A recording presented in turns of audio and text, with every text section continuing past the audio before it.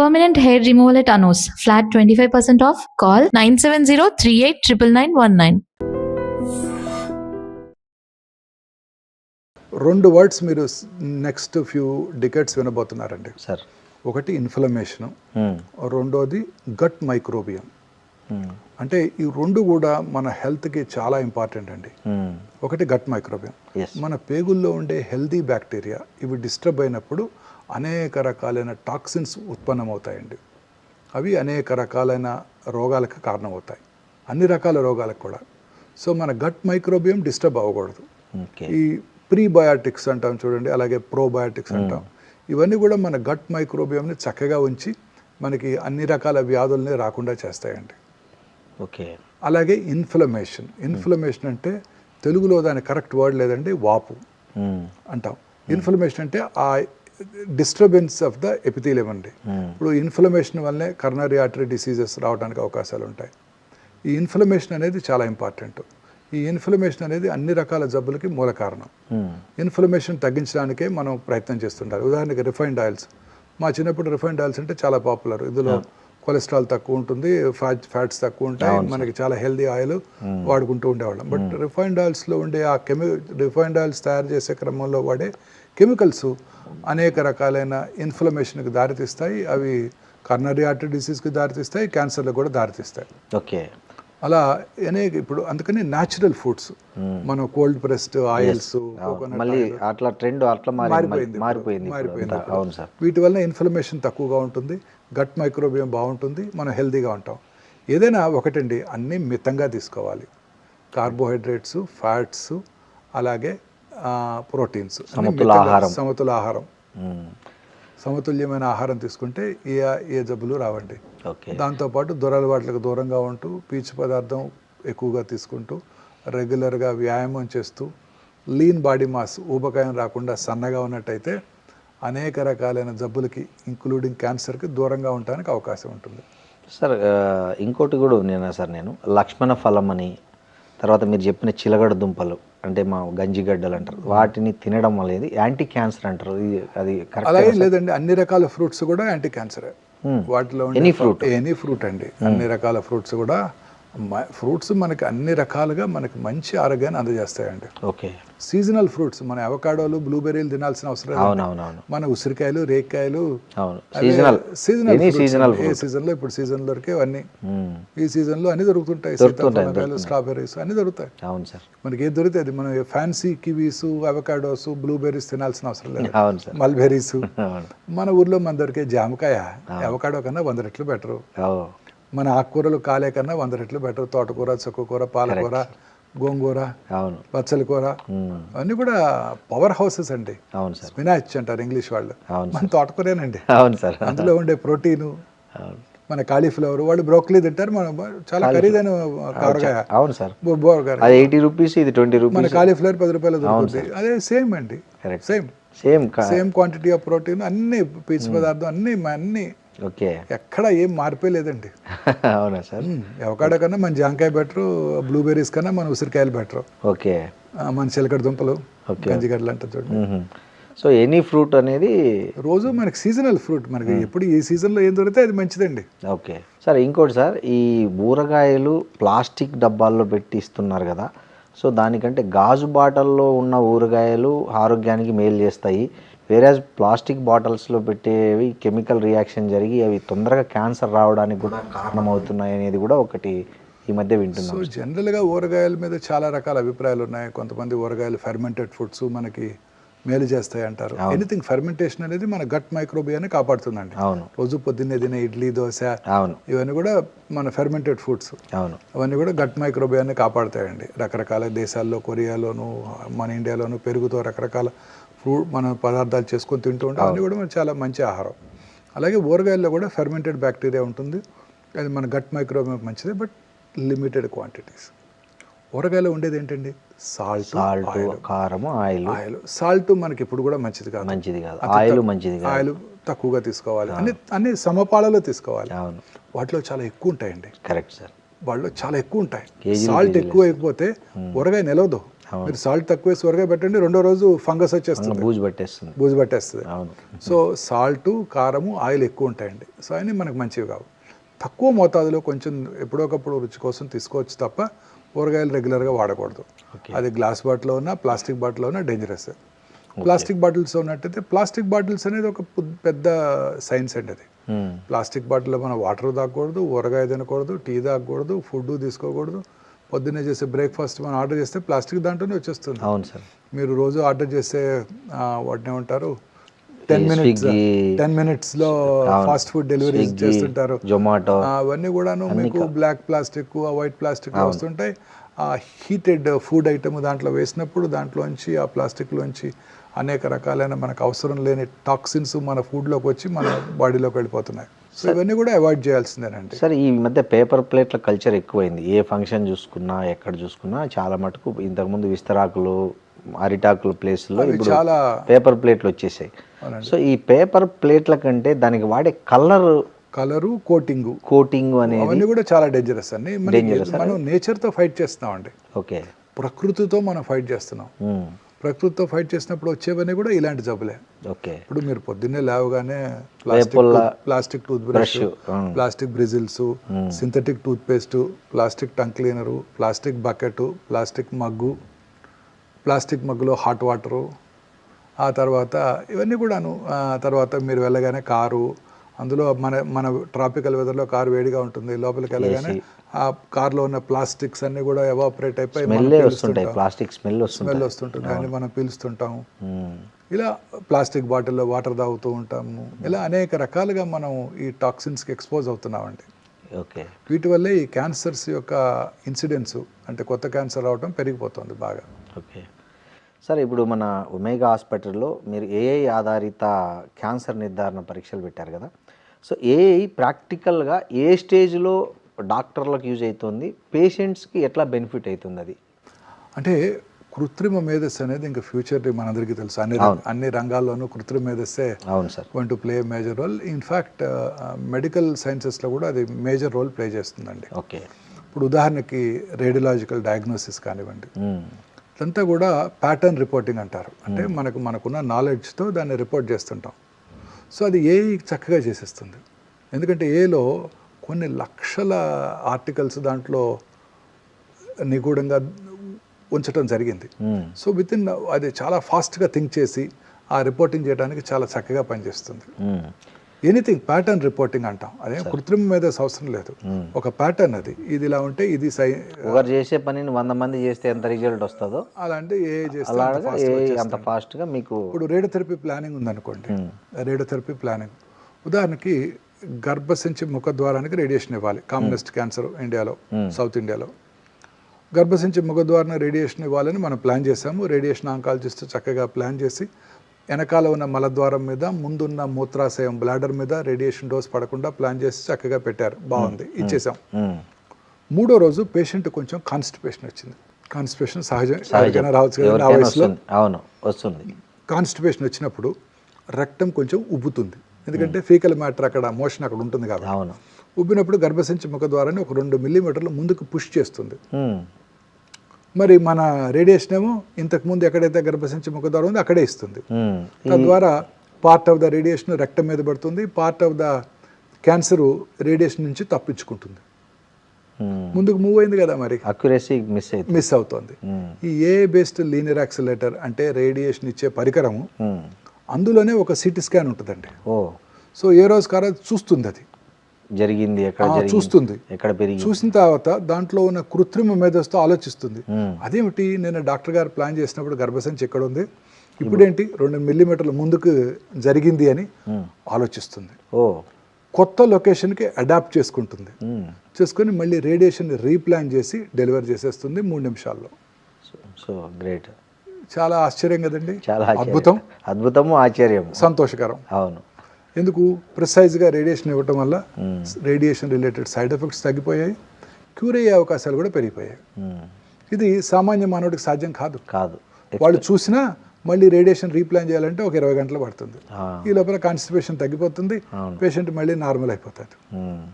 అలాగే bladder బ్లాడర్లో urine నిల్వ ఉంటుంది కదా. అవును. ఒకరోజు సడన్గా ఆయన రేడియేషన్కి వచ్చినప్పుడు ఆ స్త్రీ యూరిన్కి వెళ్ళాలనిపించింది. ఈ లోపల టెక్నీషియన్ రండి మేడం వచ్చేయమండి అంటారు. ఆ 2 నిమిషాలు కదా పెట్టుకుని వెళ్దామని వెళ్తారు. ఆ బ్లాడరు ఆ గర్భసంచి ముఖ ద్వారా వెనక్కి నెట్టుతుంది. ఈ ఏఐ పరికరం దాన్ని చూసి ఆ కొత్త లొకేషన్కి రేడియేషన్ ఇచ్చేస్తుంది. ఉదాహరణకి బ్రెయిన్లో ఒక 5 సెంటీమీటర్ల ట్యూమర్ ఉంది. ఇవాళ రేడియేషన్ ప్లాన్ చేయడం జరిగింది, చక్కగా రేడియేషన్ ఇచ్చాము. ఒక 9 రోజుల తర్వాత 5 సెంటీమీటర్ల ట్యూమరు 3.5 సెంటీమీటర్ల సైజుకి తగ్గిపోయింది. ఏఐ దాన్ని గుర్తిస్తుంది. ఓహో మనం ప్లాన్ చేసినప్పుడు 5 సెంటీమీటర్ల ట్యూమర్కి మనం ప్లాన్ చేసాము, ఇప్పుడు సైజ్ తగ్గిపోయింది కాబట్టి రేడియేషన్ ఫీల్డ్ కూడా తగ్గిపోతుంది. సో పేషెంట్ కూడా చాలా యూజ్ దీనివల్ల. చాలా మంచి అనవసరమైన ప్లేస్లో ట్రీట్మెంట్ జరగదు. తద్వారా రేడియేషన్ ప్లేస్లోనే కరెక్ట్ రేడియేషన్ పడుతుంది. Very good. Radiation related side effects అన్ని పూర్తిగా తగ్గిపోయాయి. రేడియేషన్ ప్రిసైజ్గా ట్యూమర్ మీదే డెలివరీ చేయడం వల్ల క్యూర్ అయ్యే అవకాశాలు కూడా పెరిగిపోతాయి. ఇది కృత్రిమ మేధస్సు యొక్క గొప్పతనం. అలాగే పెట్ సిటీ స్కాను, పెట్ ఎంఆర్ఐ స్కాన్స్ కృత్రిమ మేధస్సుతో పనిచేసినప్పుడు చాలా ఫాస్ట్గా చేసేస్తాయి. నార్మల్గా పెట్ సిటీ స్కాన్ చేయించుకున్నారనుకోండి ఎవరన్నా, అప్రాక్సిమేట్లీ 24 మిల్లీ సివరెట్స్ ఆఫ్ రేడియేషన్ వస్తుంది ఆ పేషెంట్కి. రేడియేషన్ కూడా హజార్డస్సే కదా. అవును సార్, చాలా మూవ్ రేడియేషన్ వస్తుంది. ఈ కృత్రిమ మేధస్సుతో కూడిన పరికరాలు చాలా ఫాస్ట్గా మూవ్ అయిపోతాయి. ఆ 4 పొజిషనింగ్స్ అన్నీ కూడా ఫ్రాక్షన్ ఆఫ్ ఎ సెకండ్లో చేసేసి ఎంటైర్ స్కాన్ టైము 15 నిమిషాల నుంచి 3 నిమిషాలు తగ్గిపోయింది. తద్వారా రేడియేషన్ డోస్ తగ్గిపోతుంది పేషెంట్కి వచ్చే రేడియేషన్. సో కృత్రిమ మేధస్సుతో పనిచేసే ఈ పెట్ సిటీ స్కాన్స్ చాలా ఫాస్ట్గా మూవ్ అవటం వల్ల పేషెంట్కి వచ్చే రేడియేషన్ ఎక్స్పోజర్ బాగా తగ్గిపోతుంది. దానివల్ల సైడ్ ఎఫెక్ట్స్ కూడా చాలా తగ్గిపోతాయి. ఇలా అన్ని రకాలుగా మనకు ఉపయోగపడిపోతుందండి. పెథాలజీ, డయాగ్నోసిస్, అంతా ప్యాటర్న్ రిపోర్టింగ్. ఇప్పుడు అంతా వాటిని డిజిటలైజ్ చేస్తున్నాము. స్లైడ్స్ని డిజిటల్ పెథాలజీ ల్యాబ్లో వాటిని మనం లోడ్ చేసినప్పుడు అది చక్కగా మన సిస్టమ్ మీద ఉంటుంది. దేశంలో ఏ పెథాలజిస్ట్ కావాలని 1 సెకండ్లో ఆ స్లైడ్ చూడగలరు. యాక్సెస్ ఇస్తే సరిపోతుంది. ఇప్పుడు మీరు మూవీ యాక్సెస్ ఇచ్చినట్టు కరెక్టే. సేమ్ ఇక్కడెక్కడో హైదరాబాద్ నుండి అమెరికా నుంచి యాక్సెస్ ఇస్తాడు, మనం కీ కొడితే మనకు ఆ మూవీ వచ్చేస్తుంది, చూసేస్తాం. సేమ్ అలానే అక్కడ ఢిల్లీలోనో అమెరికాలో ఉన్న పెథాలజిస్ట్కి మనం ఈ వాట్సాప్ మెసేజ్ పెట్టేస్తే వాళ్ళ సిస్టంలో మన ఈ స్లైడ్ని చూసేసి మనకు ఒపీనియన్ ఇచ్చేస్తున్నారు. అలాగే ఏఐ కృత్రిమ మేధస్సు కూడా దాన్ని ఉపయోగం చేసేస్తుంది. తద్వారా చాలా సులభంగా మనం రిపోర్ట్ చేయగలుగుతున్నాం. ఇప్పుడంటే అమెరికా పంపించి అక్కడ పెథాలజిస్ట్తో చూపించాలంటే ఈ స్లైడ్స్ చాలా టైం అండ్ ఎక్స్పెండిచర్. ఇప్పుడు అట్లే జస్ట్ వాట్సాప్లో లింక్ పంపిస్తారు, వాళ్ళ సిస్టంలో వాడు కూర్చొని చూసి మనకు ఒపీనియన్ చెప్తారు. అవర్స్, మినిట్స్ అండ్ అదే కరెక్టే సార్. సార్ అంటే సర్జికల్ ఆంకాలజీలో మీరు ప్రాధాన్యత ఇచ్చే 3 ప్రిన్సిపల్స్ ఏమి అంటే open surgery versus laparoscopic or robotic, ఏ కేసుల్లో మీరు ఏది సజెస్ట్ చేస్తారు జనరల్గా మీ దగ్గరికి వచ్చే పేషెంట్స్కి? మన సజెషన్ కాదండి, అది ఆ లొకేషన్ ఆఫ్ ద ట్యూమర్ని బట్టి ఆధారపడి ఉంటుంది. ఉదాహరణకి హెడ్ అండ్ నెక్ క్యాన్సర్ ఉందనుకోండి, అంతా ఓపెన్ సర్జరీ జరుగుతూ ఉంటుంది. ఈ లాప్రోస్కోపిక్ సర్జరీ అనేది థొరకోస్కోపిక్ సర్జరీ, లేదా ఇవన్నీ కూడా కొన్ని రకాల థైరాయిడ్ ట్యూమర్స్కి, అలాగే చెస్ట్లో ఉండే ట్యూమర్స్కి దాన్ని థొరకోస్కోపిక్ సర్జరీ అంటారు, వ్యాట్స్ అంటారు. అవును, వీడియో అసిస్టెడ్ థొరకోస్కోపిక్ సర్జరీ. తర్వాత పొట్టలోని ఆర్గన్స్ అన్నిటి కూడా లాప్రోస్కోపిక్ సర్జరీ చేస్తుంటాం. కొన్ని స్పెషల్ సిచ్యువేషన్స్లో, ఉదాహరణకి ఈ రోబో ఎక్కడ బాగా యూస్ఫుల్గా ఉంటుందంటేనండి, ప్రెసిషన్తో సూచర్ చేయాలి. చాలా డిఫికల్ట్ సూచరింగ్స్. ఉదాహరణకి రాడికల్ ప్రోస్టెటెక్టమీ తర్వాత ఇంత పెద్ద బ్లాడర్ ఆరిఫైస్ని చిన్న యూరిథ్రాక్ స్టిచ్ చేయాలి. మన చెయ్యి అక్కడికి అసలు రీచ్ అవ్వదు. మన నేరో పెల్విస్, మగవాళ్ళలో నేరో పెల్విస్లో రీచ్ అవ్వదు. రీచ్ అయినా సూచర్ చేయడం కష్టం అవుతుంది, అట్లా తిప్పడం కష్టం అవుతుంది. అలాంటి లొకేషన్స్లో రోబో ఇస్ ద బెస్ట్. అలాగే వాల్వ్ రిప్లేస్మెంట్ సర్జరీ, ప్రిసైజ్గా మనకి షివరింగ్ ఉండదు, ట్రెంబలింగ్ ఉండదు, చక్కగా అలా చేస్తాం, అలా ప్రిసైజ్గా తీస్తుంది. పెద్ద మాడిఫికేషన్లో 16 టైమ్స్ ఇమేజెస్ చూస్తూ జాగ్రత్తగా సర్జరీ చేయడం జరుగుతుంది. అలాంటి చోట బాగా ఉపయోగపడుతుంది. కర్నరీ ఆర్టరీ బైపాస్ సర్జరీలో ప్రిసైజ్గా సూచర్ చేయాలి. ఎక్కడైతే సూచర్ చేయాలనుకుంటామో అక్కడ రోబోటిక్ సర్జరీ చాలా యూస్ఫుల్గా ఉంటుందండి. మిగతా చోట్ల robotic surgery, laparoscopic surgery same రోబోతో చేసినా లాప్రోస్కోపిక్ చేసినా. రోబోతో చేసినా మనమే చేస్తాం సర్జరీ, రోబో ఏం చేయదు, మనం ఇక్కడ కూర్చొని చేస్తాం. ఆపరేషన్ అంతా మన చేతిలోనే ఉంటుంది, ఎక్కడైనా ఒకటండి. ఈ ప్రెసిషన్తో సూచర్ చేయాల్సిన చోట ముఖ్యంగా prostate surgery, valve replacements, coronary artery bypass grafts, ఇక్కడ రోబో చాలా యూస్ఫుల్గా ఉండబోతుందండి. Okay sir, breast, lungs, gynaecological cancers బాగా పెరుగుతున్నాయని డేటా చెప్తుంది. మీరు జనరల్గా మీ హాస్పిటల్కి వచ్చే ఓపీడీలో మీరు ఏ ట్రెండ్ ఎక్కువ, ఈ మూడిట్లో ఏది ట్రెండ్ ఎక్కువ ఉందని? బ్రెస్ట్ అండ్ లంగ్ అండి. గైనకాలజికల్ క్యాన్సర్స్ అంటే గర్భసంచి ముఖద్వార క్యాన్సర్ నెంబర్ తగ్గిపోతుందండి. ఓకే. ఇప్పుడు 2010లో 2 లక్షల గర్భసంచి కొత్త క్యాన్సర్లు డయాగ్నోస్ చేసిన సందర్భం ఇవాళ 60-70 వేలు వచ్చేసింది, తగ్గిపోయింది. ఎందుకు సార్? అంటే వ్యాక్సిన్స్ రావటం, ప్రజల్లో పరిశుభ్రత అవగాహన పెరిగిపోవటం, హైజీన్ మీద, వాటి వల్ల గర్భసంచి ముఖద్వార క్యాన్సర్స్ బాగా తగ్గిపోయాయి. ఓకే. అలాగే బ్రెస్ట్ క్యాన్సర్ ఇన్సిడెన్స్ బాగా పెరిగిపోయింది. ఆ రోజుల్లో 2010లో 70-80 వేలు సంవత్సరానికి కొత్త క్యాన్సర్ కేసులు భారతదేశంలో డయాగ్నోస్ చేస్తున్నట్టయితే ఇప్పుడు more than 2,50,000 new breast cancer patients భారతదేశంలో డయాగ్నోస్ చేయబడుతున్నాయి. అంటే ప్రతి సంవత్సరం 20-30 వేలు ఎక్కువ అవుతాయంటే ఇంకా ICMR వారి అంచనా ప్రకారమే, అంటే ఇంకా ఎక్కువగా ఉండబోతున్నాయి. అలాగే ఓవేరియన్ క్యాన్సరు, గర్భసంచిలో బాడీ క్యాన్సర్స్ అవి ఎక్కువ అవుతున్నాయి.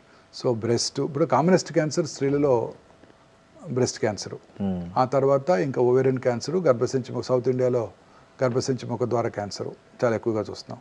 ప్రపంచం అంతా ఓవేరియన్ క్యాన్సరు, గర్భసంచి బాడీ క్యాన్సర్స్ ఎక్కువగా చూస్తున్నాం.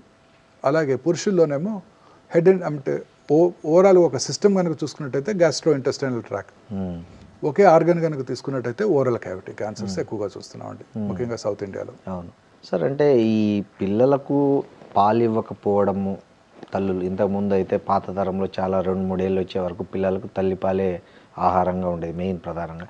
ఇప్పుడు కొత్త జనరేషన్లో వాళ్ళకున్న పరిమితులు, జాబ్స్, తర్వాత రకరకాల వల్ల అసలు వాళ్ళు 1 నెల 2 నెలలు కూడా అంటే బ్రెస్ట్ ఫీడింగ్ అనేది తగ్గిపోయింది. సో దానివల్ల ఏమన్నా క్యాన్సర్ ఎక్కువ? అలానే లేదండి.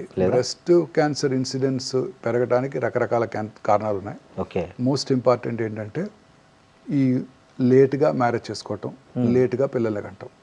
ఓకే. 30 సంవత్సరాల తర్వాత కనుక మొదటి కానిపోయినట్టయితే వాళ్ళలో రిస్క్ ఎక్కువ ఉంటుందండి. ఓకే. పిల్లలు లేని వాళ్ళకు కూడా రిస్క్ ఎక్కువ ఉంటుంది. లేట్గా పెళ్లి చేసుకోవటం, పెళ్లి చేసుకున్న ఈ కెరియరు, ప్రమోషన్స్, వీటితో జాబు, రెస్పాన్సిబిలిటీస్తో పిల్లల్ని లేట్గా కంటాం, వాళ్ళలో క్యాన్సర్ ఇన్సిడెన్స్ ఎక్కువగా ఉంటుందండి. అలాగే ఈ నైట్ టైం పనిచేసే వాళ్ళలో ముఖ్యంగా సర్కేడియన్ రిజం అంటే మన బాడీ యొక్క అలాం దెబ్బతింటుంది, నిద్ర అలాం. దానివల్ల మెలటోనిన్ అనే హార్మోన్ ఉత్పత్తి తగ్గిపోయి వాళ్ళలో ఈ బ్రెస్ట్ క్యాన్సరు, పురుషుల్లో ప్రాస్టేట్ క్యాన్సరు వచ్చే అవకాశాలు ఎక్కువగా ఉంటాయి. ఇవి చాలా ముఖ్యమైన కారణాలండి. తర్వాత అర్బన్ ఏరియాస్లో దురలవాట్లు స్త్రీలలో, ఆల్కహాల్, స్మోకింగ్, అలాగే ఊబకాయం, ఇవన్నీ కూడా బ్రెస్ట్ క్యాన్సర్ ఇన్సిడెన్స్ పెరగడానికి దోహదం చేస్తున్నాయండి. ఇక బ్రెస్ట్ ఫీడింగ్ ఇవ్వకపోవటం వల్ల క్యాన్సర్ వస్తుంది అనుకునేది yes, to an extent yes. కానీ బ్రెస్ట్ ఫీడింగ్ ఇవ్వటం వల్ల ఏమొస్తుందంటే లాక్టేషనల్ ఎమినోరియా వస్తుంది. అంటే బ్రెస్ట్ ఫీడింగ్ ఇస్తున్నంతకాలం జనరల్గా పీరియడ్స్ రావు. ఓకే. ఆ పీరియడ్స్ రానప్పుడు ఆ పీరియడ్స్ టైంలో వచ్చే హార్మోన్స్, ఈస్ట్రోజన్ హార్మోన్ పీక్స్ ఉంటాయి, అవి ఆగిపోతాయి.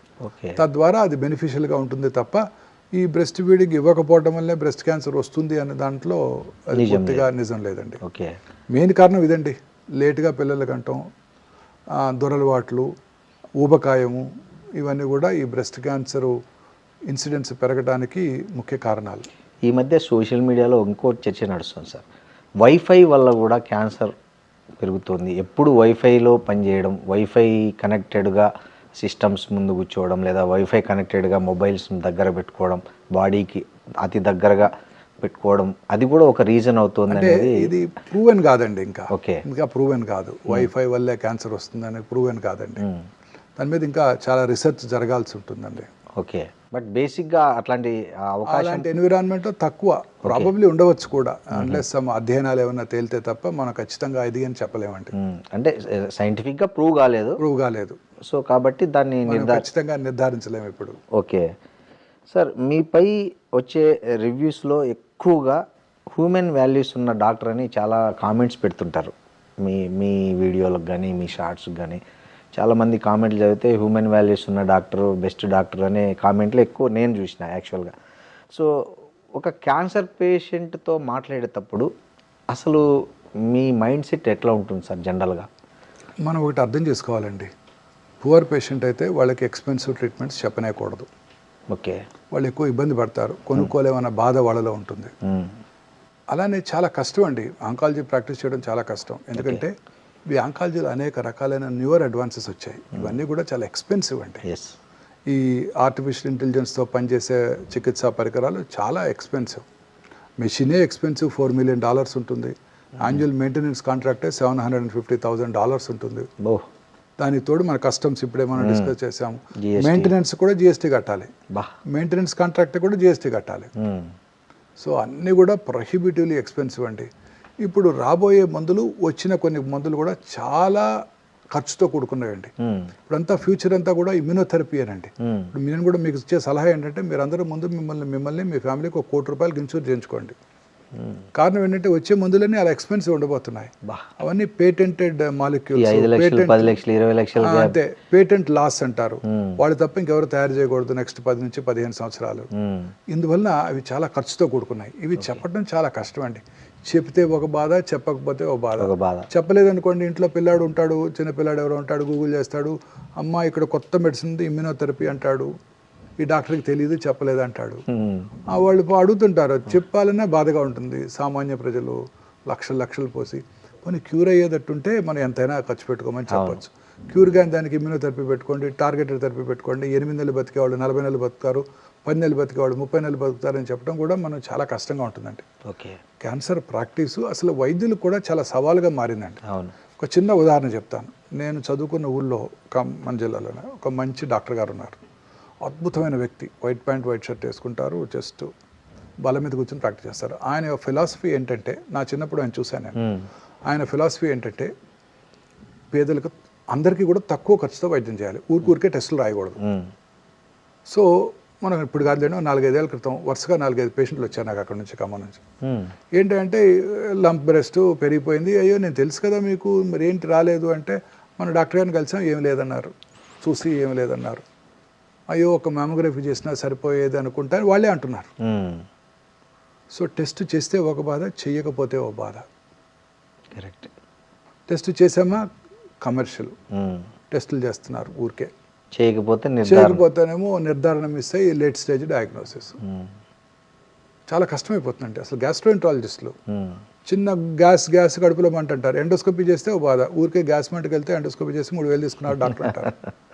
చేయకపోతే మొన్న మధ్య జరిగింది నాకు ఒక పేషెంట్, నాకు బాగా తెలిసిన పేషెంట్, కొంచెం లేట్గా వచ్చాడు. ఏంటయ్యా నేను తెలుసు కదా, ఎందుకు రాలేదు ముందంటే, ఎందుకు రాలేదు, నేను ఆ గ్యాస్ట్రోఎంట్రాలజిస్ట్ చుట్టూ తిరుగుతూనే ఉన్నాను కదా 2 నెలల నుంచి అంటున్నాడు.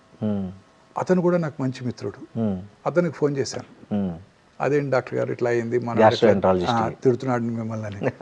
తిట్టాడా, మంచిదిలే అన్నాడు. ఏమన్నా ఓపిక వచ్చేసరికి 20 మంది కూర్చొని ఉంటారు, ప్రతి వాళ్ళ కంప్లైంట్ ఇదే, గ్యాస్. అందరికీ నేను ఎండోస్కోపీ చేశాను అనుకో, పక్కా కమర్షియల్, కడుపులో మంట అంటే ఎండోస్కోపీ చేసి 3,000 తీసుకున్నాడు డాక్టర్ అంటారు.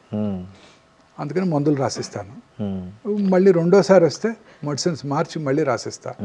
మూడోసారి వస్తే అప్పుడు నేను ఎండోస్కోపీ చేస్తా. ఆ మూడోసారికి 2 నెలలు అయిపోతుంది, 15 రోజులు, నెల రోజులు అయిపోద్ది, జబ్బు ముదిరిపోవచ్చు కూడా. సో డాక్టర్ మెడికల్ ప్రాక్టీస్ చాలా కష్టం అయిపోయిందండి. ఒక రకంగా టెస్ట్ రాస్తే ఒక బాధ, టెస్ట్ రాయకపోతే ఒక బాధ, స్కానింగ్ చేస్తే ఒక బాధ, చేయకపోతే ఒక బాధ, చాలా కష్టం అండి ఇప్పుడు. సార్ మీ దగ్గరికి మన తెలుగు రాష్ట్రాలతో పాటు చాలా పక్క రాష్ట్రాల వాళ్ళు కూడా చాలా సుదూర నుంచి మీ దగ్గరికి పేషెంట్లు వస్తుంటారు, చాలా రకరకాల నగరాల నుంచి రాష్ట్రాల నుంచి వస్తుంటారు కదా సార్. సో అంత దూరం నుంచి వచ్చే పేషెంట్ల కోసం మీరు ఏమన్నా ప్రత్యేకంగా, అంటే వాళ్ళ డ్యూరేషన్ తగ్గించడానికి, బాధ తగ్గించడానికి ఏమన్నా స్పెషల్గా ఏమైనా ఒక ప్రోగ్రామ్ లాంటిది ఏమైనా డిజైన్ చేశారా? లేదండి, మనకు ఖచ్చితంగా ఇక్కడ దగ్గరలో అకామిడేషన్స్ అన్నీ మనకు ఫిక్స్డ్గా ఉన్నాయి, తక్కువ ఖర్చులో బయట దొరుకుతాయి అకామిడేషన్స్. ఇప్పుడు మోస్ట్ ఆఫ్ ద చికిత్సలు వచ్చిన రోజే scanning, most of them appointment తీసుకుని వస్తారు కాబట్టి వచ్చిన రోజే స్కానింగ్ చేసేయటం, మధ్యాహ్నానికల్లా రిపోర్ట్ ఇచ్చేయటం, కానీ సర్జరీ చేయాలన్నా నెక్స్ట్ డేకి సర్జరీ చేసేయడం సరిపోతుంటుందండి. ప్రాబ్లం వల్ల ఈ రేడియేషన్ చికిత్స, ఈ రేడియేషన్ చికిత్స కూడా అనేక రకాలైన న్యూయర్ చికిత్సలు వచ్చాయండి. ఇప్పుడు సైబర్ నైఫ్ చికిత్స, ఇంతకుముందు 30-40 రోజుల్లో వచ్చే రేడియేషన్ చికిత్స ఇప్పుడు 4-5 రోజుల్లో ఇచ్చేస్తున్నాం. వాడు తొందరగా మళ్ళీ చక్కగా వాళ్ళు ఊరు వెళ్ళిపోవడానికి దూరం నుంచి వచ్చారు. మొన్న మధ్య వచ్చారు ఒక ప్యాంక్రియాటిక్ క్యాన్సర్ పేషెంట్, అక్కడ దుర్గాపూర్ స్టీల్ ప్లాంట్ అక్కడ నుంచి వచ్చారండి. ఓకే. ఇక్కడెక్కడికో వచ్చి ఇక్కడ ప్యాంక్రియాటిక్ క్యాన్సర్, ఇంకా ఇనాపరబుల్ డిసీజ్ అంటే చిన్న ట్యూమర్ అంటే నా దగ్గరకు వచ్చారు, చూసి ఒక వీడియో చేసి సైబర్ నైఫ్ చేయించుకుందామని. చక్కగా 5 రోజుల్లో ట్రీట్మెంట్ ఇవ్వడం, చక్కగా హ్యాపీగా వెళ్ళిపోవడం జరిగిందండి. బంగ్లాదేశ్ నుంచి మోర్ దాన్ 30 మంది కార్సినోమా ప్రాస్టేట్ క్యాన్సర్ పేషెంట్లు వచ్చారండి 3-4 సంవత్సరాల్లో. ఓకే, చక్కగా 5 రోజుల్లోనే ఈ సైబర్ నైఫ్ చికిత్స చేయటం, వాళ్ళు చక్కగా పూర్తిగా సాటిస్ఫైడ్గా వెళ్ళిపోయారు. వాళ్ళే ఇంకో 30 మంది పేషెంట్లు పంపిస్తారు నెక్స్ట్ 2 ఏళ్లలో. ఓకే, అదే అంటే అంతంత దూరం నుంచి వచ్చే వాళ్ళ కోసం మీరు స్పెషల్గా ఇలాంటి చికిత్సా విధానాలతో చక్కగా చేయగలుగుతున్నాం. ఓకే సార్, ఈ మధ్య రష్యా వ్యాక్సిన్ ఒకటి బాగా ఫేమస్ అయింది. అది వస్తుంది, క్యాన్సర్ ముఖ చిత్రాన్నే మార్చేస్తుంది. రష్యా ఇండియాకంతా మొత్తం ఫ్రీ వ్యాక్సిన్ ఇస్తుందని ఒకటే చర్చ జరుగుతుంది సోషల్ మీడియాలో. మనిషి ఆశాజీవి అండి. అంతేనా? ఈ రష్యన్ ఆ వ్యాక్సిన్స్ ఏది కూడా ఇంతవరకు బయట ప్రపంచంలో దాన్ని పూర్తిగా టెస్ట్ చేయబడి ఇంతవరకు లార్జ్ పాపులేషన్స్ మీద ఇచ్చి రిజల్ట్స్ ఏమీ లేవు. ఓకే, ఓన్లీ రష్యాలో అప్రూవ్డ్ అయిన వ్యాక్సిన్ అప్రూవ్ అయిన కూడా లేదండి. వాళ్ళు ఏదో ఒక మన న్యూస్ ఐటమ్ లాగా వచ్చింది తప్ప వాళ్ళ సైంటిఫిక్ పబ్లికేషన్స్ ఏమీ చెప్పలేదు. ఓకే, ఇదేదో ఒక mRNA వ్యాక్సిన్ కోలన్ క్యాన్సర్ పేషెంట్స్లో కొంచెం యూస్ఫుల్గా ఉంటుందని వాళ్ళు ఏదో ఒక నోట్ ఇచ్చినట్టు అనేక రకాలైన స్టడీస్ చెప్తున్నాయి ఇప్పటి వరకు. అంతే తప్ప దాని మీద అధ్యయనాలు కానీ వాళ్ళు చేసిన రీసెర్చ్ పబ్లికేషన్స్ కానీ ఏమీ కూడా ఇంతవరకు పబ్లిష్ అవ్వలేదు. రష్యా ఇప్పుడు ప్రాక్టికల్లీ అన్ అండర్ డెవలప్డ్ కంట్రీ అండి ఇప్పుడున్న వార్ పరిస్థితుల్లో. సో వాళ్ళు ఇలాంటి చాలా బహుళంగా ఈ వ్యాక్సిన్ అందరికీ అందుబాటులోకి తెచ్చి అది అందుబాటులోకి వచ్చిన తర్వాత అందరికీ ఉపయోగపడి సైడ్ ఎఫెక్ట్స్ లేకుండా ఉన్నప్పుడే దాన్ని మనం గుర్తించడం జరుగుతుంది. నా ఉద్దేశం సైంటిస్టులు అందరూ అనుకునేది ఏంటంటే ఇంకా చాలా సమయం ఉంది, అది ఇంకా ప్రూవెన్ బెనిఫిట్ లేదు అని అనుకుంటూ ఉన్నారు. ఓకే సార్, ఇంకోటి త్వరలో క్యాన్సర్కు 4 రకాల మందులు వస్తున్నాయి, వాటి వల్ల చాలా ఉపయోగం ఉండబోతుంది అనేది కూడా ఉంది. నిజంగా ఆ 4 మందులు ఉపయోగపడతాయండి డెఫినెట్గా. నేను ఇందాక చెప్పింది immunotherapy, okay, nibs and nabs, mips and maps అంటారు. ఓకే, డెఫినెట్లీ అండి, ఇవన్నీ కూడా ఉపయోగపడబోతున్నాయండి. క్యాన్సర్ యొక్క ట్రీట్మెంట్ అంతా కూడా పూర్తిగా మారిపోతుందండి. ఎందుకంటే ఈ క్యాన్సర్ ట్రీట్మెంట్లో సైడ్ ఎఫెక్ట్స్ లేకుండా క్యాన్సర్ సెల్నే టార్గెట్ చేస్తూ ఇచ్చే మెడిసిన్స్, అలాగే క్యాన్సర్స్ని చంపేసే మన ఓన్ ఇమ్యూన్ మెకానిజమ్స్ని బాగా పుష్ చేసే మెడిసిన్స్ కూడా అందుబాటులోకి వస్తున్నాయి. ఎప్పటి లోపల రావచ్చు సార్ ఇవన్నీ మార్కెట్? అన్ని స్లోగా ఒక్కొక్క జబ్బుకి వచ్చేస్తున్నాయండి ఇప్పుడు. అవునా సార్? టోటల్గా అన్ని రావడానికి ఎంత టైం పడుతుంది? ప్రతి సంవత్సరం ఇదే వర్క్ అండి. ఓకే, ప్రతి కంపెనీ ఇదే వర్క్ చేస్తుంది. అనేక రకాలైన మాలిక్యూల్స్ ప్రతి నెల కొత్త మాలిక్యూల్స్ అందుబాటులోకి వస్తున్నాయి. క్యాన్సర్ పూర్తిగా జెనెటిక్ డిసీజ్ అండి. కొన్ని జన్యుపరమైన మ్యూటేషన్ల వల్ల క్యాన్సర్ వస్తుంది. ఆ మ్యూటేషన్స్ని టార్గెట్ చేసే మెడిసిన్స్ కూడా అందుబాటులోకి రాబోతున్నాయి. సార్, ఇండియాలో ఇప్పుడు పెరుగుతున్న క్యాన్సర్ కేసులను ప్రభుత్వము ప్రైవేట్ రంగం కలిసి పనిచేసే తప్ప అది అదుపులోకి వచ్చే పరిస్థితి లేదు. నిజంగా అట్లాంటి ఒక పరిస్థితి ఏర్పడి ప్రభుత్వం ప్రైవేట్ భాగస్వామ్యంతో క్యాన్సర్ మీద యుద్ధం చేయాల్సి వస్తే ఫస్ట్ దేని మీద ఫోకస్ చేయాలంటారు? ఎర్లీ డయాగ్నోసిస్, క్యాన్సర్ని ముందుగా కనిపెట్టడం మీద ఫోకస్ చేయాలండి. ఓకే, క్యాన్సర్ని ముందుగా కనిపెడితే క్యూర్ అయిపోతాయండి ఆటోమేటిక్గా. ఓకే, ప్రజల్లో ఒక అవగాహన పెంచడం, ప్రజల్లో ముందుగా గుర్తించడానికి వాళ్ళందరికీ స్క్రీనింగ్ పద్ధతుల్ని, స్క్రీనింగ్ టెక్నిక్స్ని వాళ్ళందరికీ అందుబాటులో ఉంచడం ప్రైవేట్ హాస్పిటల్ వల్ల అయ్యే పని కాదు. ఓకే, ప్రైవేట్లో ఉన్న స్పెషలిస్టులు అలాగే ప్రభుత్వం దగ్గర ఉన్న వనరులతో ఇది ఖచ్చితంగా చేయగలమండి. ఓకే, అలా కనుక చేసినట్టయితే క్యాన్సర్ని ముందుగా గుర్తిస్తే ఏ క్యాన్సర్ అయినా క్యూర్ చేయడానికి అవకాశం ఉంటుందండి.